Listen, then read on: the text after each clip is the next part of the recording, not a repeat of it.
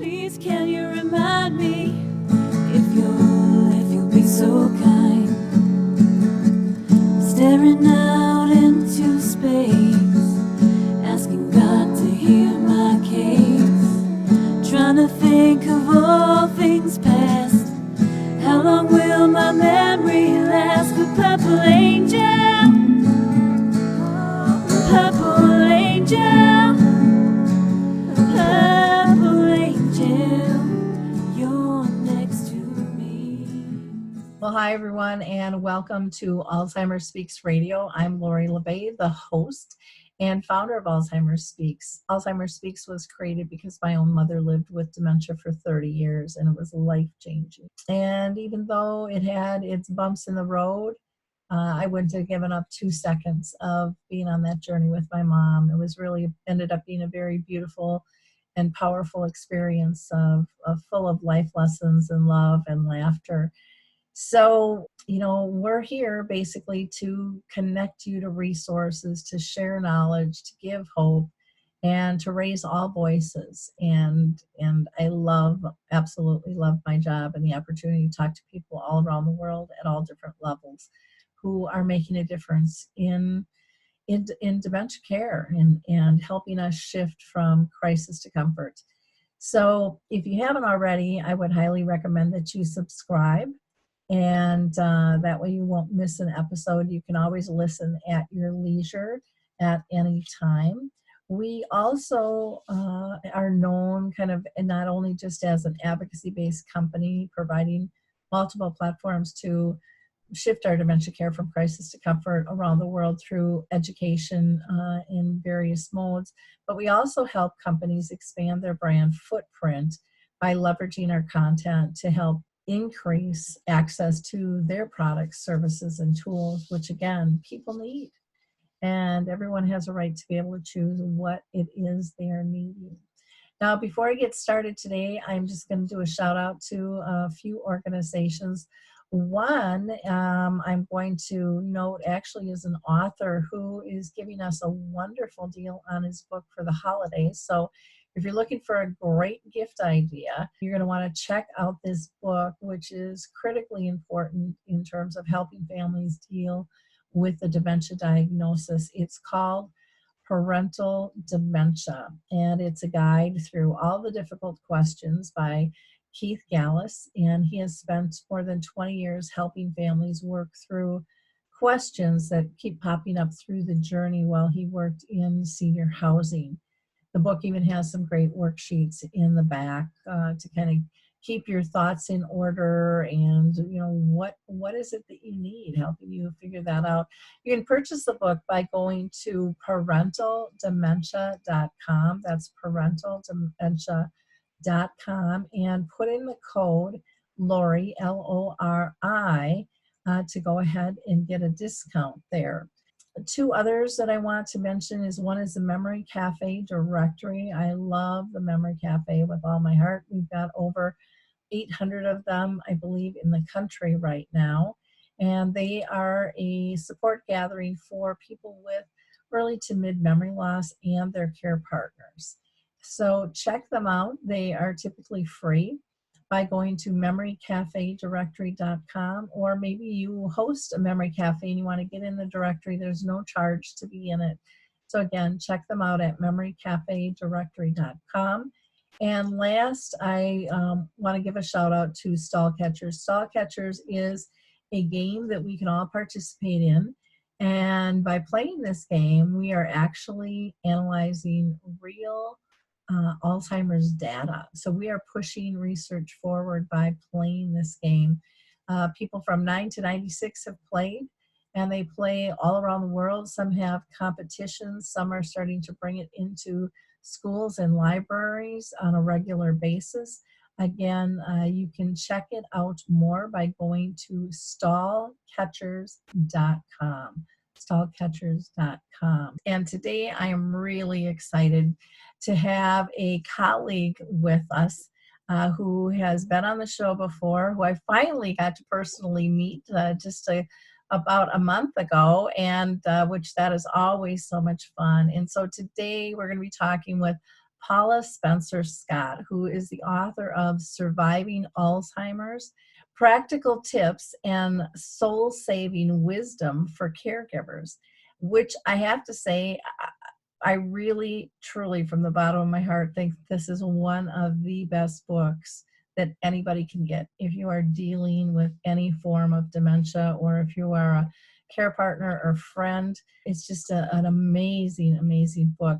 Paula has written several other books on health and family, and she covers a lot on dementia, brain health, family caregiving for Parade Magazine, PBS, Next Avenue, and a lot of other outlets. She's a fantastic journalist as well. She has also been touched by 5 family members with dementia. So welcome, Paula. How are you doing today?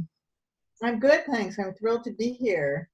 Well, I am very excited to have you on. This will be a very fun conversation. I always like to start with people explaining if they've been personally touched by dementia. And in the intro, I said you had 5 family members. Can you just give people a little, I mean, we could have a conversation probably an hour long on that alone, but if you can just give us a tidbit in terms of how that affected you. Sure. My father had dementia, and that was really the case that sort of brought it to awareness for me. My grandmother had also had Alzheimer's, and that was at a time when I didn't know very much about it at all. I've also had several in-laws who had various forms of dementia, including my father-in-law, who lived with us for about 3 years, who had a form of frontotemporal dementia, which then brought the adage home, which was, if you've seen one case of dementia, you've seen one case. Because here I thought I knew, okay, I got this. I understand Alzheimer's. I understand, vascular nature dementia. And then, here was another form that, had its own challenges. So a lot of commonalities, and including, the stressors being similar, but, different things as well. Wonderful. Well, thank you for that. That's always, I think, helpful for our audience. Now, you write and you speak a lot about the impact that helping someone with dementia has on the person who's actually doing the helping. How is that even possible in terms of reducing and kind of lowering stress levels? Because you always hear about, oh, the doom and the gloom and all the burden and the extra responsibility. And I'm right there with you. I think you get so much back, but I want to hear from you how you see that play out. Sure. It is stressful, and I'm not going to, I'll be the last one to put a sort of a Pollyanna face on it. There's just so much that can be causing the stress, whether it's the disease itself or your support situation, or there's good days and there's bad days, and all kinds of things cause stress. Everybody who's listening knows why there is some forms of stress. But what I see time and time again is that the people who are affected in the family are often, they're just so focused on the person and helping the person who has dementia that their own needs kind of recede a little bit into the background.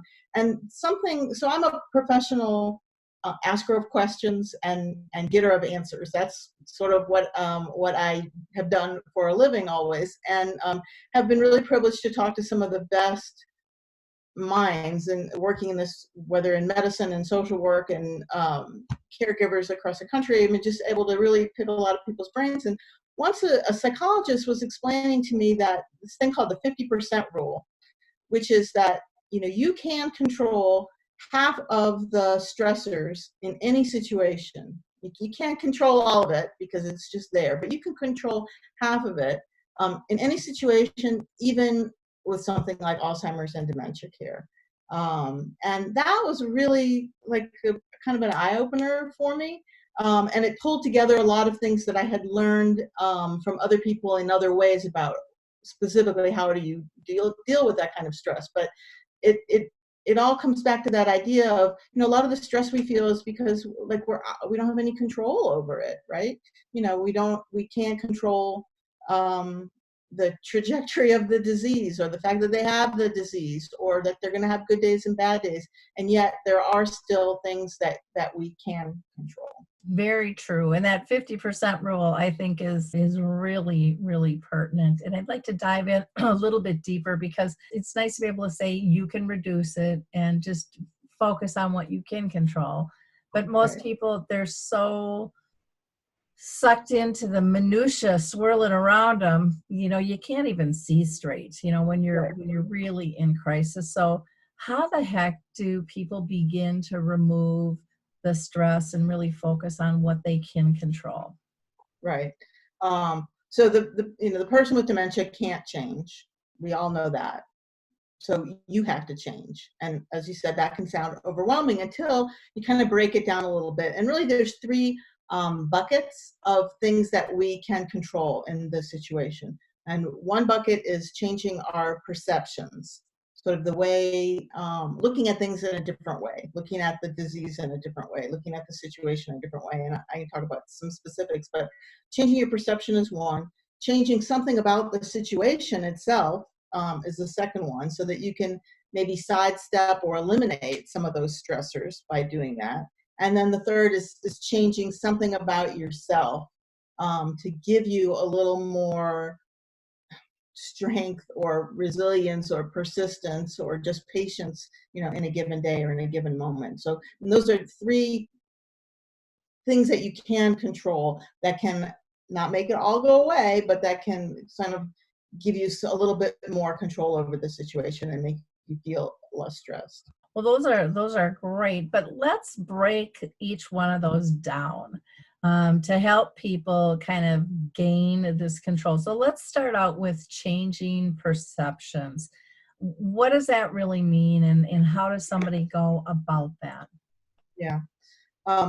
One really practical way is this idea of changing how you think about dementia itself. And if there's any silver lining, I guess it's that we are living in a time when there is starting to be some greater change out there. I mean, that's what this whole the dementia friendly communities movement and programs like yours and people out there that are talking about it.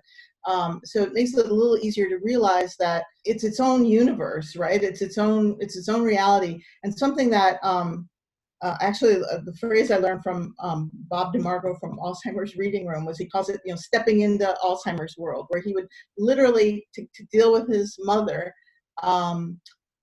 would take a step to the left as he was going into a situation with her. It's kind of cueing your body to, like, okay, I have to, like, I'm going into a different mode. I can't be the way that I am all the time. I can't talk to her the way that my instinct is wanting me to react to this situation. I have to kind of move into this a little more consciously. My husband and I had, dealt with all kinds of dementia in our families, but when we were dealing with my father-in-law, we would literally have to remind ourselves, right, he's doing a certain odd thing, it's the disease, it's not him. Lisa Gwyther, who is over at Duke, has this thing about, just putting up little signs around the house, like BTD, blame the dementia, just as little reminders to step into that world, to help you change your expectation that you're in a different way of thinking about it now. And even in changing your expectations about the disease itself, I mean, I think that's where knowledge really is power, by learning more about what to expect. I mean, it's just that constant new normal at every stage, but, ignorance is not bliss. And so if you can keep trying to collect some new information about what you're facing, it helps you. I don't know, I hear people again and again say it helps them understand, that this is a change. This is this stage. This is now, and kind of continuing, maybe educating yourself about, just by talking to other people. I mean, it doesn't have to be like take a class or do anything hard, but knowing kind of what to expect, knowing that that's normal. That's okay. That's typical. That can be a huge stress reliever, because you're thinking, like, I've done something wrong. Like, what did I do wrong? What am the the shoulds and the oughts. And instead, if you understand that that's part of the reality, that makes you, feel a little better. And even changing your expectations about yourself. I think we all get caught up in these, like, what I'm supposed to do, right? It's back to those oughts, and or even things like, I'm supposed to always be cheerful in that person's presence. I'm supposed to always be upbeat. I'm supposed to give my best and try harder and not lose my patience. So we beat ourselves up, as opposed to kind of having the expectation that, it's okay to mess up. One of the most popular articles I wrote once a long time ago was called, I think, the 7 Deadly Emotions of Caregiving. And it was just about things like resentment, like anger, guilt, those little feelings that we don't think we're supposed to have. And if you instead, your expectation is, those are common, that's understandable that I would feel that way, and that it's acceptable, then you can kind of acknowledge it and move forward with it. But if you're clinging to the expectation that you're supposed to be perfect, which even people who are so, like, well-intentioned and they're doing everything great, the amount of beating ourselves up because there was that bad day, like all the other days that was good go flying out the window. But we just have this expectation that we got to be there 100% all the time. And you can't do that for 6 weeks, 6 months, 6 years. You just can't. Yeah, very true. I know, with my journey with my own mom, and I never kind of broke it down into these categories that you have, but it makes perfect sense. And now what I do, I think I'm really good at helping people shift their perceptions. And a lot of it starts with the stigmas that that are held, like even the term caregiver sets people up to be burnt out. The idea that we are still much more alike than different, because we've been told it's so different, and we're told to almost look for the symptoms, look for the bad, not look for the good. And the belief that we can still have a relationship, or that life can still be good with dementia. We've been sold that bag of goods for so long as a society, and so we're still battling, well, they can't be talking.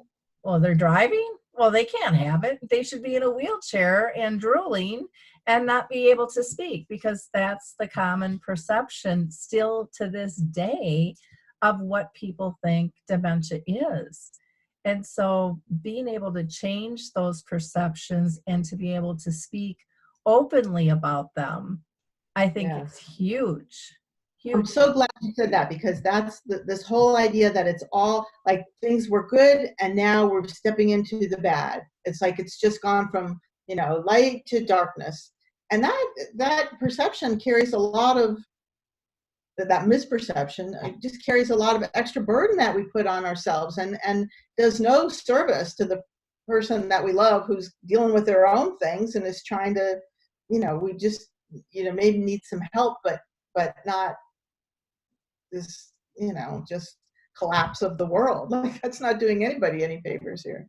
Well, and when you talked about emotions too, I think that that's a critical aspect, because, emotions are normal, and we don't get out of bed and stay with one solid emotion all day. We get in the car and someone tries to cut us off and we're like, hey, we get mad, or like we get a spam call that just irritates us, or our technology goes wacky whack. It can be a million different things that can swing our emotions, and yet we have this expectation of ourselves that we're not allowed to do that anymore, that we have to be an even pace. I think people are very much aware, if it's true or not, of being judged by others. People are watching how you care and what you do. And so they also don't understand, and I know I sure didn't, because I thought I had to be that person too, that, was always, and I always had been in control and organized. I was kind of that person in the family.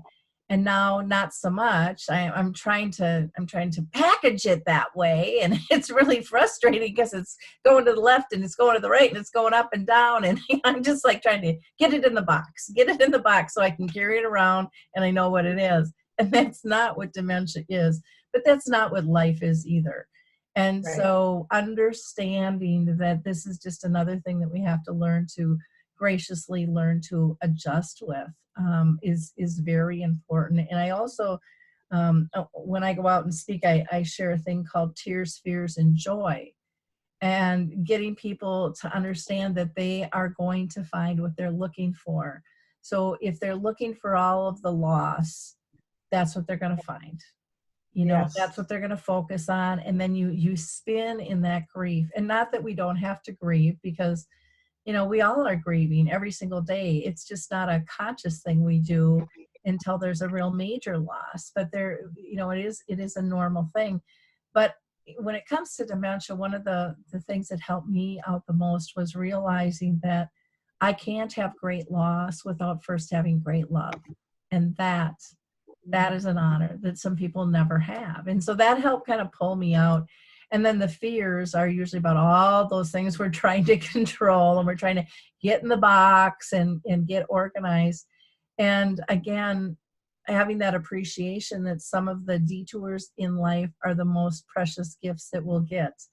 You know, it gives us an opportunity to go down a different path that we weren't even aware existed before. And Yeah. again, not that some detours can't be maddening and flat and irritating, but some of them, it's like, gosh, you know, if that wouldn't have happened, I wouldn't have done this, you know, and I wouldn't have found out about that, or we wouldn't have had this conversation. And so shifting that perception, and then realizing that joy, which is what most people say they want out of those three things, can only be found in the present moment. And Yeah. so sometimes I think we aren't present and we don't even know it. I know I was so busy being busy, I didn't know that I really wasn't available, emotionally available. Yes, yes. And control is such a it's such a stiff word, right? Because you're hanging on and you want it to be, you know, you use the analogy of a box, right? I mean, it's a rigid thing. Whereas, you know, what this situation demands is what life demands, which is fluidity, flexibility. You know, there's just changes. Oh, there's changes in various stages, but there's also changes in the morning to the evening. There's changes in what happened when you were driving. You know, that doesn't have anything to it could happen, you know, whatever anyone's health is in your household. I mean, there's just all that demands fluidity. And in order to be right in the present moment, you know, demands being open and fluid, and not, you know, you can't be looking backward, and you can't be going too far forward, which is what fear is. And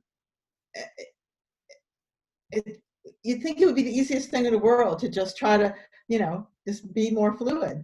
It makes things easier, but it's just hard to remind yourself to be in that place. It would be nice if we taught that in schools, because I learned that lesson way too late in life. I bet I was, you know, 40, 45 years old. And, you know, and I'm surprised I have any hair left, you know, really from the years prior. But once you get in that space of letting go, it's just, you can't even really put it into words. It's so calming, it's so peaceful, and you're like slapping yourself going, well, what took me so long to get here? You know, why did I hold on so tight? Because this is really a better space to be in. Yes. But we don't know what we don't know, you know. I feel like it took me that long to learn, like, how to breathe, right? Like how to breathe, how to think, which is what you're describing. You know, even like, I mean, you know, I could get into like how to, you know, sit down and stand up and walk like properly. Like these are all the key tools of living that it took me, you know, half a century to get to. I'm glad I did, because it's sure helping for the second half. But well, yeah, in breathing, just learning to deep breathe, you know, take those deep breaths, you know, and how it can change your body chemistry and you know, make you calmer, and plus it gives you that time to just kind of recheck, rebalance, you know, with all of that is really important. Let's talk about changing the situation, because sometimes people feel like they can't change the situation. And I kind of chuckle with that because usually it's a person who used to be like me, who was in total control and no, this is how it's going to be done. We don't need to change that. This schedule works good for me, but it might not be working so good for the person with dementia. Well, it can be a lot of different things. I think of it as different ways to either sidestep or eliminate the stressors, right, that you're imposing on yourself. And so, I mean, one is changing the situation, changing your support world, right? Like, what is it? I think the memory cafes are actually a great example, right, of something that is, it's easy, it's pleasant, it's good for everybody in so many ways. And, adding that into your world of how you're supporting yourself through this stage of your life is a huge thing. I mean, there's just other, do you have somebody that you can, call and be your vent person or whatever, but is there something you can change about your support world? What stresses out a lot of people, of course, are especially in sort of middle and later stages of dementia are behavior issues. And, the whole idea is, right, it's like, don't reason with them when something is going on, it's like, look for the reason why. And so in my book, I talk about lots of different kinds of situations and, applying the kind of the why this, try this approach. Why is this happening? And then looking for things that you can try to resolve it. A bigger thing that's going on right now is this whole idea of recognition of, that a lot of behavior what we think of as, behavior problems are really, triggered by boredom, lack of socialization, and also things like fatigue, things that are related to dementia, misperceptions, visual cues, could be discomfort. I mean, there's a huge range of different things, but when you approach it as, well, okay, why suddenly, did mom, fly off the handle at me? Like, kind of looking for the clues as to why, understanding that there usually is a trigger, right? That behavior is language, so that it's telling you something, and it could just be telling you that she's bored out of her mind sitting in a chair in the corner all day because there's nothing else going on, because you've decided that it's a problem, and you're trying to keep her safe and not go anywhere or do anything, but yet boredom is causing her to have these other behavior issues. But it's kind of a long-winded way of saying that there's a lot of different triggers, but if you look for the causes and clues, including asking the person, which they can't always articulate it, but sometimes they can, that the whole thing of tell me more about that is one of my favorite phrases. My father-in-law would be saying something that seemed completely nonsensical, and you can't argue the facts of the case, but instead it was like, tell me more about that, and then you would unravel it, and I would understand that he really was upset because he thought something was going to happen at a certain time because he saw some trigger on television that made him think that, and you can kind of unravel that behavior, and then you can eliminate the trigger, distract the person and redirect them, resolve the situation in some way, as opposed to just being stressed out and saying, stop that and don't do that, and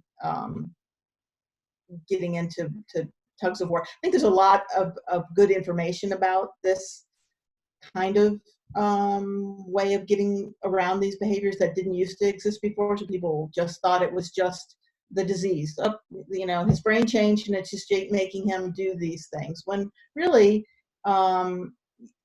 yes, that's part of it, but that there are really other underlying issues, and maybe something like as simple as a mood that day, and trying to unravel that and not automatically assign it to something you can't do anything about. I was taking notes on so many different things, because I do think it is, you said, why this, try this, and there's the lovely thing with dementia is you can always try something. You always have another moment, and remembering that just because it worked in one moment doesn't mean it's going to work in the next moment, because like you said, their perceptions have changed, their attitude may have changed. And so I use something called, I think that goes right in with what you're talking about, the reaction equation, which is their current attitudes plus their past perceptions create their perceptions, and their perceptions trigger their response. But the funny thing with that equation is we all use it. This isn't a dementia thing. It's just pulling from a different pool. And then also we get so used to having somebody tell us words, and we rely on words. And there's, we communicate, more than 3/4 of our communication is nonverbal. It's multisensory. And so getting people to understand that they have to look deeper, because somebody could still be saying everything's okay, but they've got a tear in their eye and something's off, or I remember looking at really some basic things, being at the nursing home with my mom, and we were outside. It was a summer day, but there was a cool breeze and everybody had a jacket on. The sun was shining, and there was one woman who was further along in her dementia. She was wheelchair bound, but she had a little table top on her wheelchair, and she was moaning and she was banging on her on the table, and the staff kept trying to get her to stop, and because it was irritating to everybody out there. And I looked at the staff and I said, can you please just go get a blanket for her? And they're like, well, she's got a coat on, she's fine. And I'm like, just do me a favor and go get a blanket, or I'll go ask the director to get me a blanket. And so she went, oh, okay, I don't want to be tattled on, I'll go get the blanket. And all I did was I wrapped the blanket around her ankles, because she had shoes on, she had socks on, but they were short, and her pants were up high. They weren't down low. And so she was cold, and so sometimes it's environmental things. It could be sounds, that it's too loud. It could, over the holidays now, it could be flashing lights, or those little things that are propped around the house. You walk by them and they start shaking and singing a, carol, or having a comment or whatever. All of those things can be triggers that can be solved. Or Harry Urban used the case one time. He said he was feeling really paranoid, like somebody was behind him, and he kept turning, and every time he would turn there was nobody there, and he couldn't figure it out.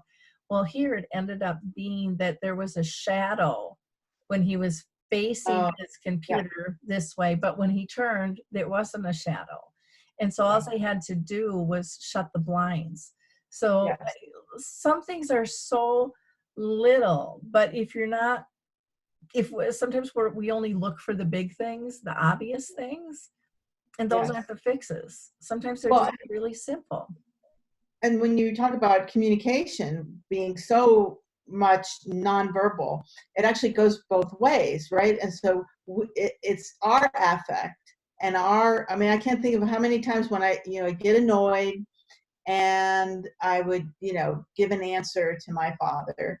But I was answering his question for the, 100th time, but I wasn't really connecting with him. I wasn't looking him in the eye. I wasn't slowing down. My whole body language said, I'm just annoyed, with you, even though I didn't mean to come off that way. And that's what he was reading, which was making him a little bit more annoyed. So he, as opposed to, finding a way to solve the actual thing that he wanted solved.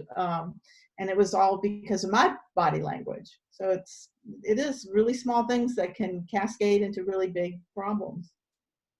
Well, and sometimes they could be in a perfectly good mood till we walk in with a bad attitude. And then they'll ask us, how you doing? Oh, fine. We put the Stepford wife smile on. Yeah, everything's fine. But our body language is not saying that. And they're still able to read that from us. And so often I think people just think, that they can't hear, they can't see, they're not processing. And sometimes there's very inappropriate stuff said in front of a person with dementia, thinking that they don't know, or they're not going to absorb it, and they do. And so it's very important for us to learn how to communicate better. And even, in terms of a small thing we could change too would be when we're talking to somebody with dementia, look at them.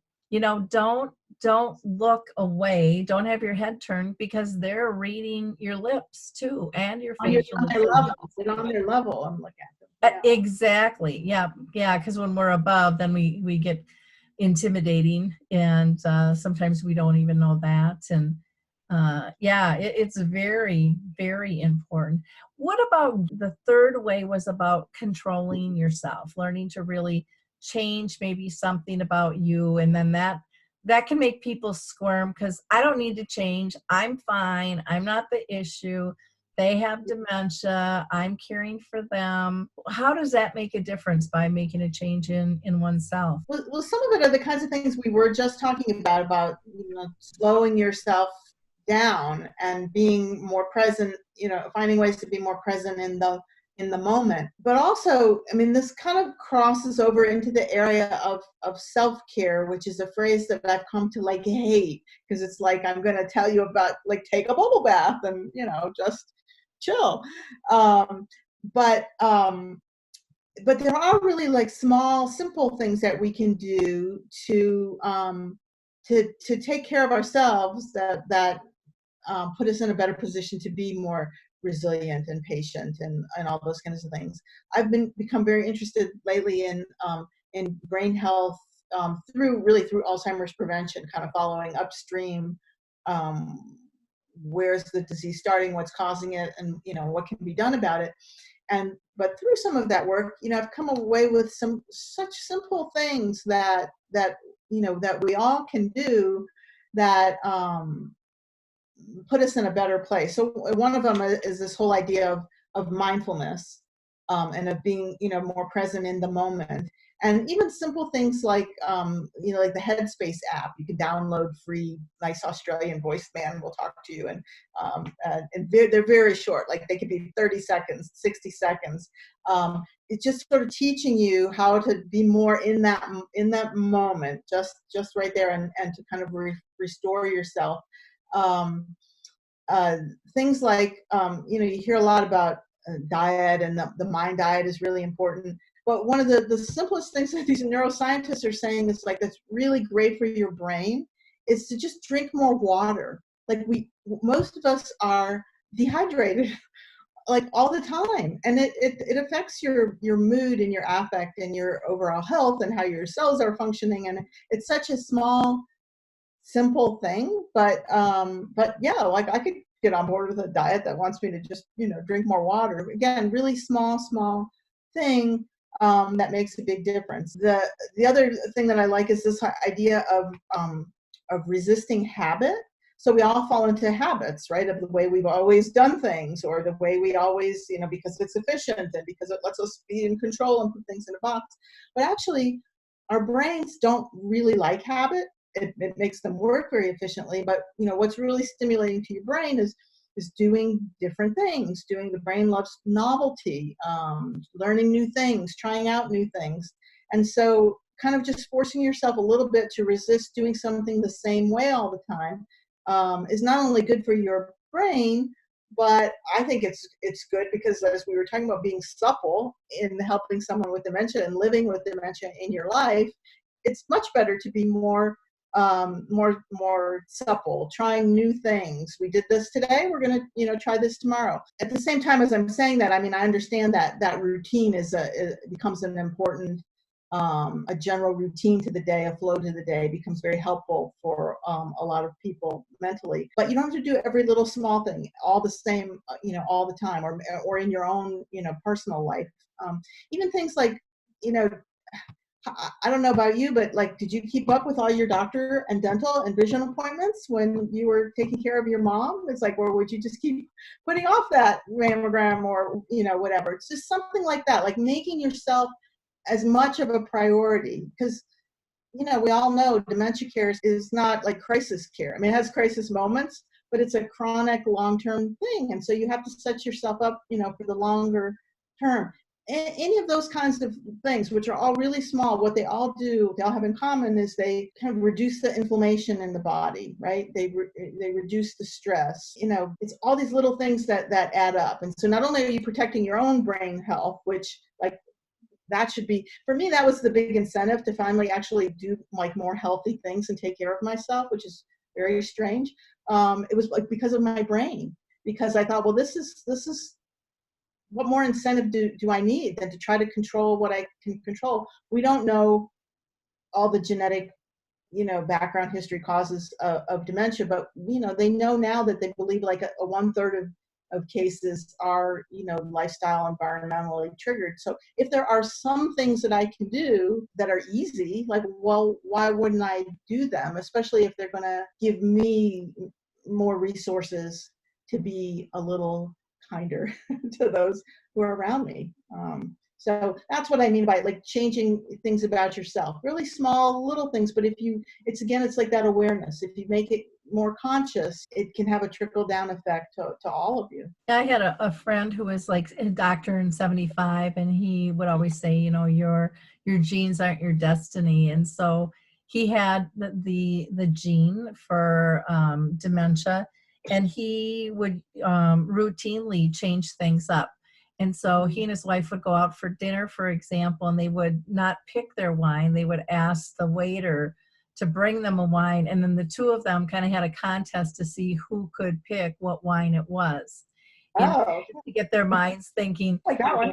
brush their teeth using opposite hands and standing on one foot, just little things to challenge themselves. And and then you had mentioned also, the more water. I think a lot of people don't realize how important hydration is. And sometimes people avoid the hydration because they're afraid they might have an accident, not make it to the restroom in time.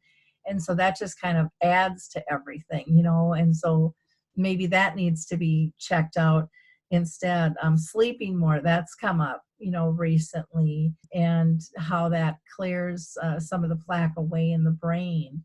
And the brain needs to rest. It needs to cleanse itself. I was going to say sleep is one of those, I call them like a red flag issue. Like if you're having trouble sleeping, so you don't, and some of the signs are like if you don't dream, even though I don't remember our dreams, but if you're not even aware that you've had any dreams, or you think you're sleeping at night, but you wake up and you're really tired. I mean, there's certain things that are signals of poor sleep, or you just know that you're not sleeping because the person with dementia maybe is having their own sleep issues and having a lot of trouble. That's a really red flag issue. That's like a don't live with that problem without talking to somebody. Like that's worth mentioning to, your doctor, their doctor, because it's so critical to your own health and well-being, as you're just saying.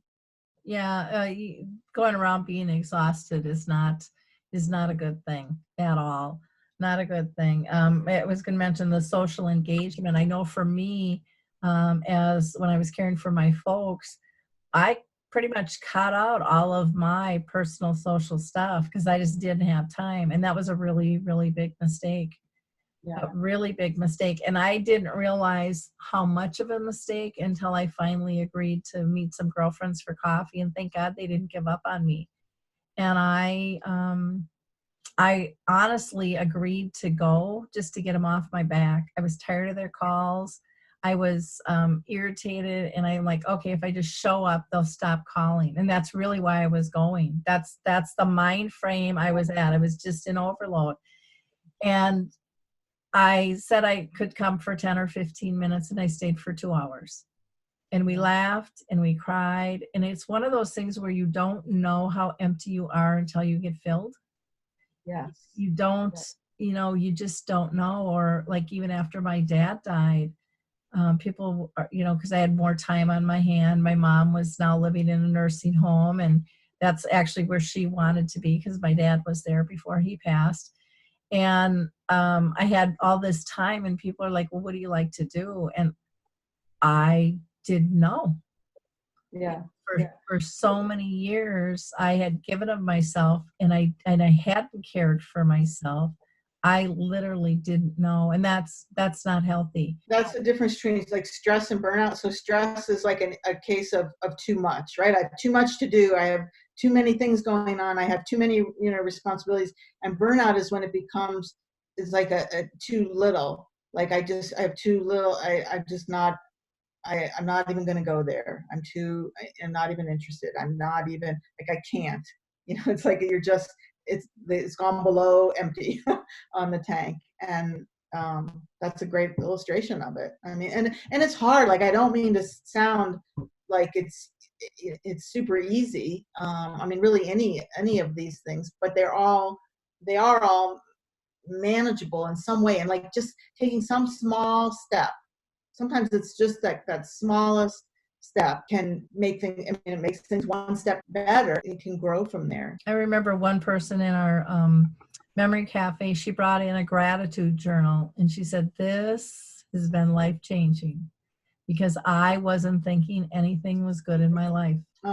Just all consumed by the dementia. And she said, every morning and every night, every morning I write what I'm grateful for and what I want to pull into my life. And every night I summarize what my day was like and what happened that was good. It's a perception changer. Mm-hmm. Yeah. It shifts how you're thinking about it, and that gives you more control over the situation. It's not all bad. That's a great example. Like I said, I think some of the stigmas out there are so hard and fierce because we've been marketed by doom and gloom. That's how everyone's raised money for years. And I think society is demanding that change, that they want resources and hope, and they want to be part of the solution instead of part of the problem. And it's neat to see those changes coming about. And like I said, your book, Surviving Alzheimer's, I shared it with our memory cafe people and many others. And like I said, people came back and said, best book ever. Best book ever. It's easy to digest. You can go to certain sections. It has a little bit of everything in it. And they all said they just felt calmer. They felt hopeful, because you don't hear that a lot from people. They're overwhelmed. It's like, where is it? What can I do? And people had told me, this is going to be my new Bible. This is going to help me live better. To do was to take those thoughts from all these different silos, right? You get the geriatrician's perspective, and you got a social worker who's got a great idea, and you have this caregivers who have great ideas, all these different people. And what I wanted to do was kind of bring it all together, like the best of, and organize it in a way that made things easier and not harder, like not more like to-dos or 12-step really hard programs, or you take a bubble bath or whatever. I mean, I was really trying to be both practical but also soul saving, because the whole, everybody is affected, and so let's all find a new, better way to live. Very much needed. And I think you met your goal and exceeded it from what I've heard from many people. So thank you so much for taking the time to write this so important book for so many people. Again, it's called Surviving Alzheimer's: Practical Tips and Soul Saving Wisdom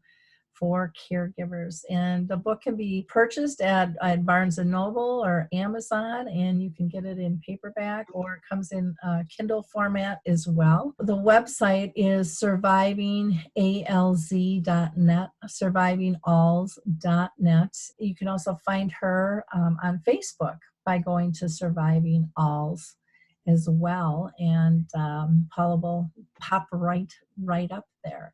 Anything else that you wanted to cover? Well, like you said, we could probably talk for hours and hours about all kinds of stories. I love this, like holding the twin ideas in your head, that yes, it is stressful. Don't let anybody say that it shouldn't be, but yes, it's also, life is stressful, and there's tools that we all have for dealing with it in everyday life, and it can be done, can be better. Yeah. And again, I think it gets down to that perception that, you can look at your life as a mess, or you can look at it as a gift. And with dementia, the same thing is there. It can be a disaster or it can be a gift. And, for me, living on the journey with my mom for 30 years, biggest gift I'll ever receive was being at her side and learning from her. I mean, she just taught me to be a better person. She taught me to be more attentive, not by ringing her bell and going, Lori, get over here. It wasn't that. It was just really practical stuff that I can use throughout all of my life. And I think that, that applies to your book as well. There's so many things that just shift your mindset to say, oh, I never looked at it like that, because I was always told it was this. It's just a small mental shift, but so huge. Yeah, very much so. Well, thank you again for being with us, Paula. Really appreciate it. And again, people can go to Surviving Alz, that's ALZ.net, which is her website, or you can always, again, go to Amazon or Barnes & Noble to either purchase the paperback or Kindle. Again, it's Surviving Alzheimer's, Practical Tips and Soul-Saving Wisdom for Caregivers. Thank you again. Appreciate it.